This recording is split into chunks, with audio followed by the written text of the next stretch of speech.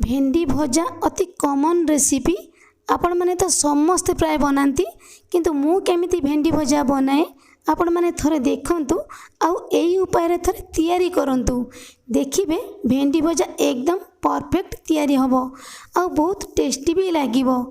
एबे तो खरा दिन चलीची पखाळ सहित एई भली भेंडी भजा बहुत बढ़िया लागिबो किंबा एई भली भजा सहित गरमा गरम परोटा खाइले मजा आसीजिबो। तेणु भिडियोटी की फुल देखंतु भल लगिले चैनल को लाइक शेयर और सब्सक्राइब करबा पई जम्मा भी भूलिबेनी। नमस्कार, मामा किचन ओडिया को आपण मन को अनेक अनेक स्वागत। एई सुपर टेस्टी भजा पाई प्रथमे आमको भेंडी दरकार। एटी मु 400 ग्राम भेंडी सहित दुईटा मीडियम साइज आलू को मु भल भाव में धोई नहीं जाइथिली। एबे आमे एई भेंडी को काटिबा। जदि आपण मन को आलू पसंद नुह तो खाली भेंडी रे एई भली भजा को आपण माने बनै पारिबे, किंतु भेंडी सहित आलूटा रहिले ना भेंडी भजाटी खाइबा पई भल लागिबो। तो एई भली भाव रे सब भेंडी के आमे काटी नै जिबा। तापर आमे दुईटी मीडियम साइज रो आलू को एकदम पतला पतला पीस करके काटी नै जिबा, जेमिति हमर भेंडी सहित आलूटी एका संगरे भल भाव रे सिझी जिवो। एपटे मु कड़ाई की गरम कर नहीं जाइथिली। आमे देइदबा गोटे चामच तेल। तेल गरम हो गला परे आमे काटिकी रखिथिबा भेंडी आलू को देइदबा।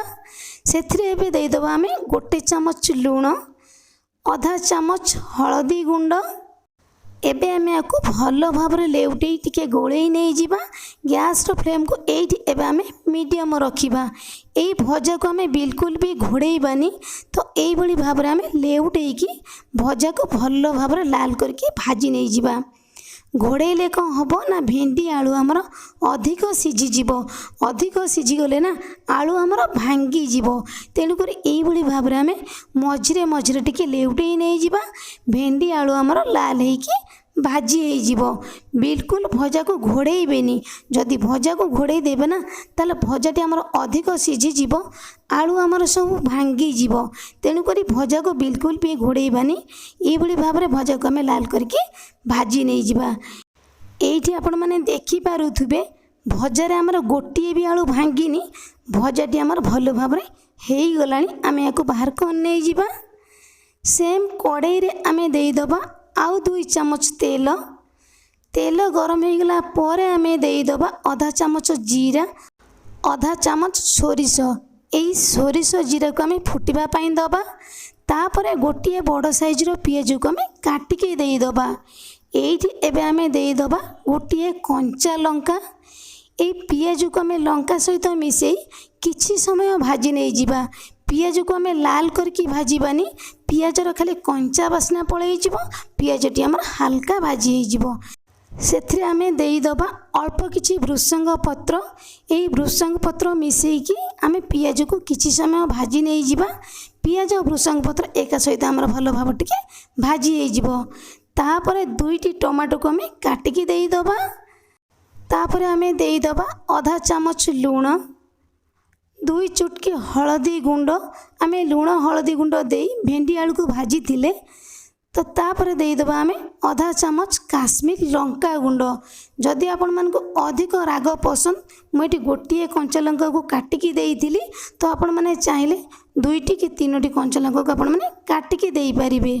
टमाटो सॉफ्ट हो गला परे आमे भाजी रखिथिबा भेंडी आलू को देई दबा। एबे आमे कौन करिबा ना एई मसला मसली सहित मिसेई की भजा को आमे भल भाव रे लेउटेई की गोळेई नै जिबा। एमितिरे भी एई भजाटी खाइबा पई बहुत बढ़िया लागिबो। किंतु आउ टिके टेस्टी बनेबा पई एई भजा को आमे देई दबा आधा चामच गरम मसला। एई गरम मसला सहित मिसेई की एई भजा को आमे आउ टिके लेउटेई की गोळेई नै जिबा। एइठी आपण माने देखि पारुथुबे भजाटी हमर देखिबा पई केते सुंदर देखा जाउछि। आउ भेंडी और आलू हमर गोटिए भी भांगीनी कि अधिक सिझी की भजा हमर घांटी हेइनी। एइठी एबे आमे गैस रो फ्लेम को ऑफ कर नै जिबा। भेंडी भजाटी हमर एकदम परफेक्ट तयारी हेइछि। एमिति उपाय रे जदि भेंडी भजा को आपण माने बनेइबे ना ताले पखाळ भात सहित खाइबा पई भारी बढ़िया लागिबो। खाली पखाळ भात सहित काहेकि ଏଇ ଭଜା ସହିତ ଗରମା ଗରମ ରୁଟି କିମ୍ବା ପରଟା ଖାଇଲେ ମଜା ଆସିଯିବ। ତାହେଲେ ନିଶ୍ଚୟ ଥରେ ବନାନ୍ତୁ। କେମିତି ଲାଗିଲା ଆପଣଙ୍କ ଅନୁଭୂତି ମୋ ସହିତ ସେୟାର କରନ୍ତୁ। ତେବେ ଆଜି ପାଇଁ ରହିବି, ପୁଣି ଆସିବି ଆଉ ଏକ ନୂଆ ରେସିପି ନେଇ। ସେ ପର୍ଯ୍ୟନ୍ତ ରହିବି। ନମସ୍କାର।